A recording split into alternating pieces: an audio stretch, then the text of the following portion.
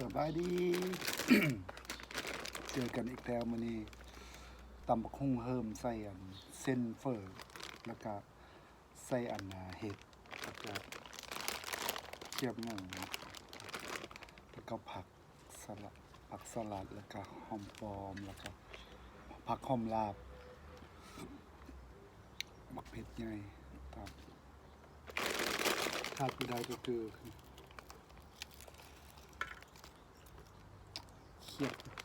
เคียบหมูเนาะ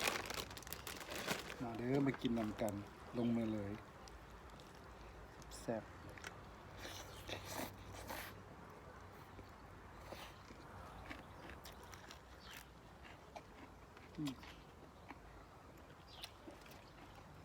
ครับ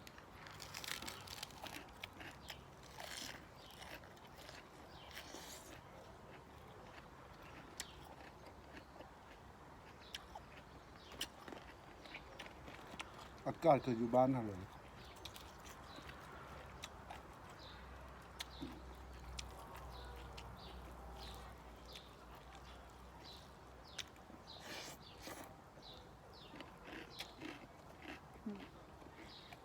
รถอ้นปากคือคนตาบอด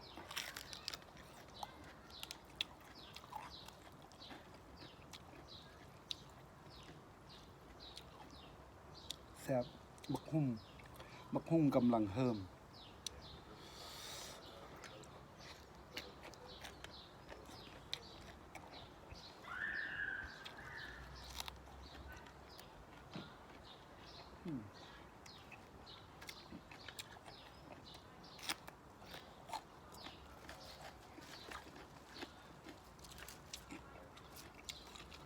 ก็อ่อนผักหอมปอมงาม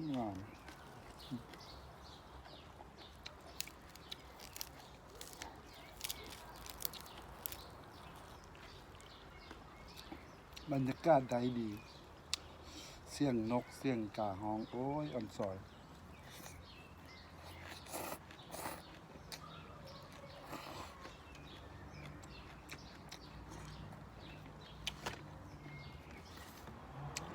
จำด้วยเห็ด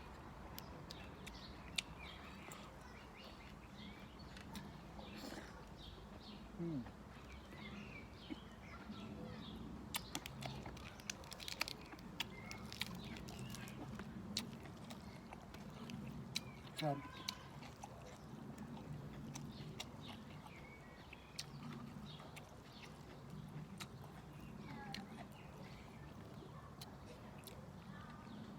ฟ้าบดกำลังดีเลย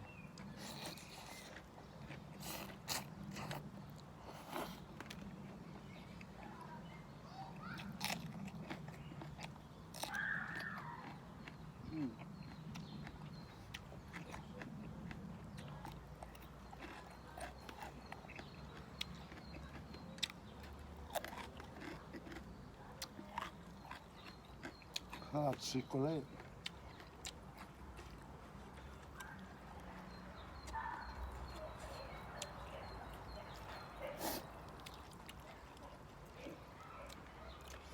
ตำเส้นบักกอกเลยนะ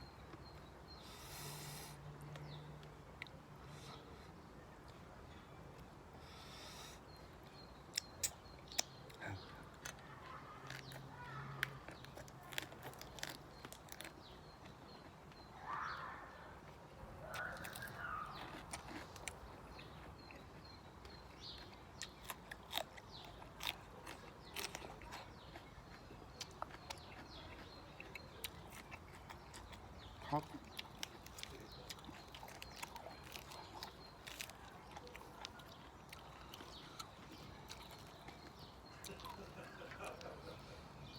ขึ้นฮอตบานเนาะช่วงฤดูหนาวดิแบบนี้แหละอากาศ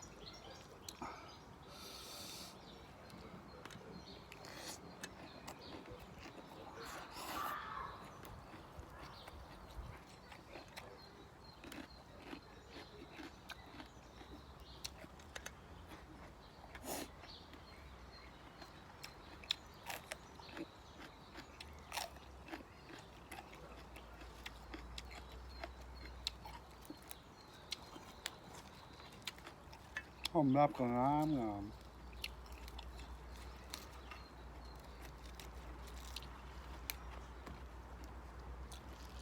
ถึงน้อยค่อยก็บ่ได้ซื้อหอมลาบกินละอยู่ส่วนค่อย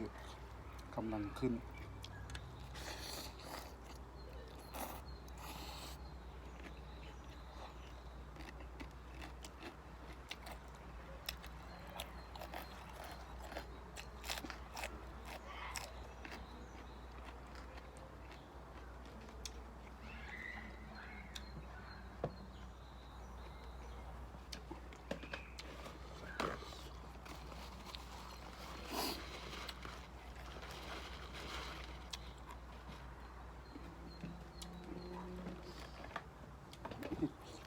โอ้ย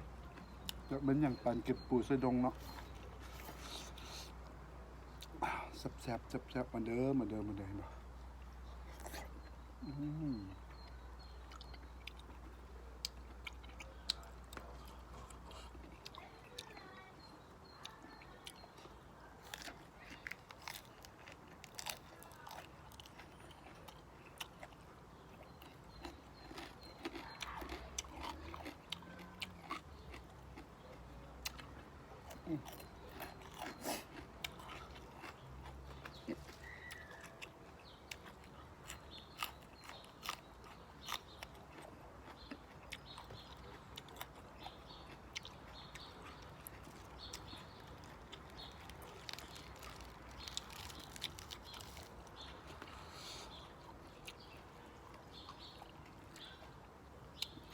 หอมมะกอกน้ำปู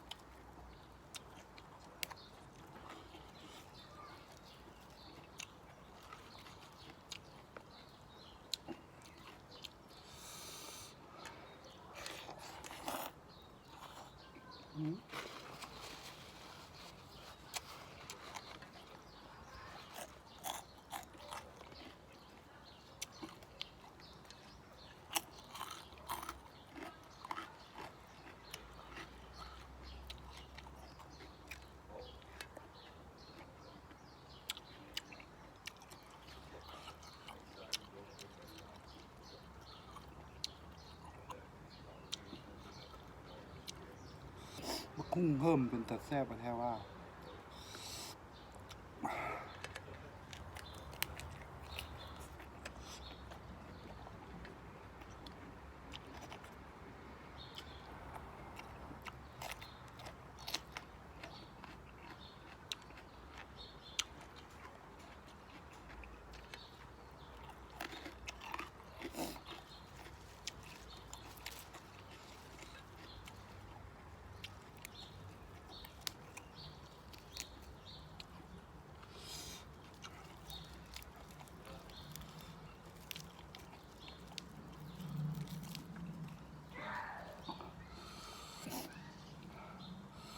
ความมันงามหลายจนไม่อยากกิน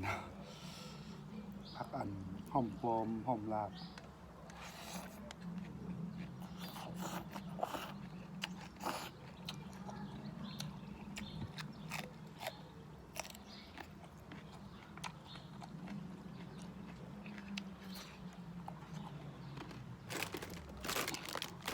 เจ็บหมู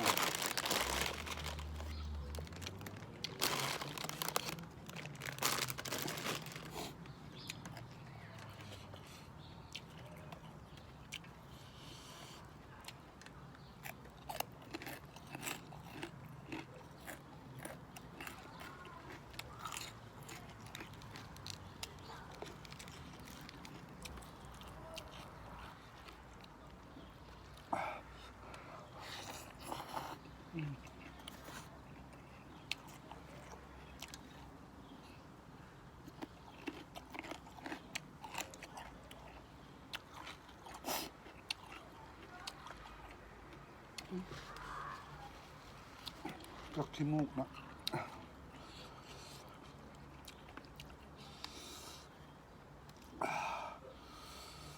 เผ็ด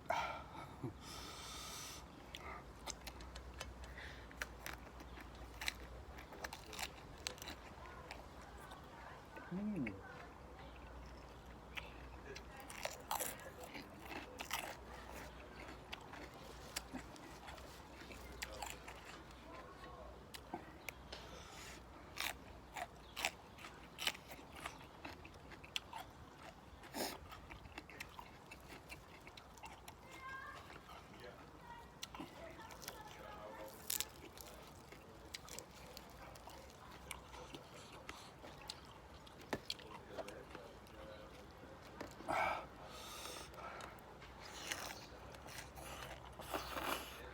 อืม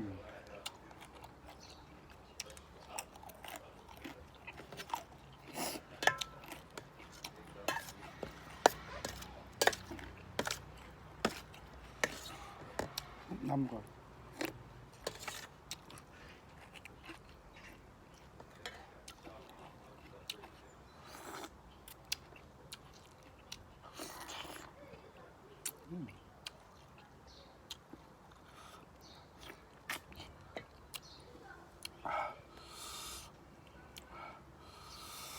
เผ็ดอืม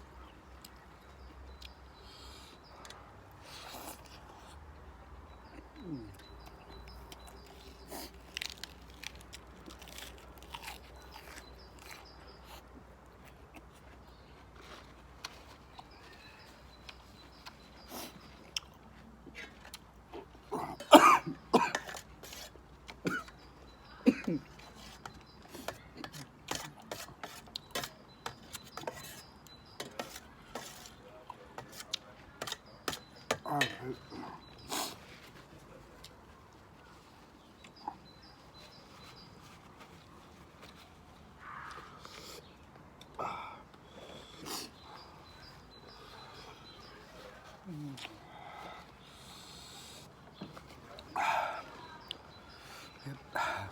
น้ำตาจนออก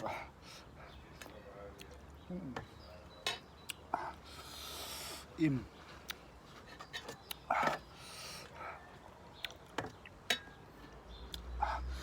แซ่บหลายคักๆมื้อนี้เอาไว้เท่านี้เนาะเจอกันเอาไว้เจอกันในคลิปหน้าเด้อฝากกดไลค์กดแชร์กดติดตามแด่เด้อจะเป็นกำลังใจในเฮ็ดคลิปต่อไปโอเคมื้อนี้ขอลาไปก่อนโอเคบาย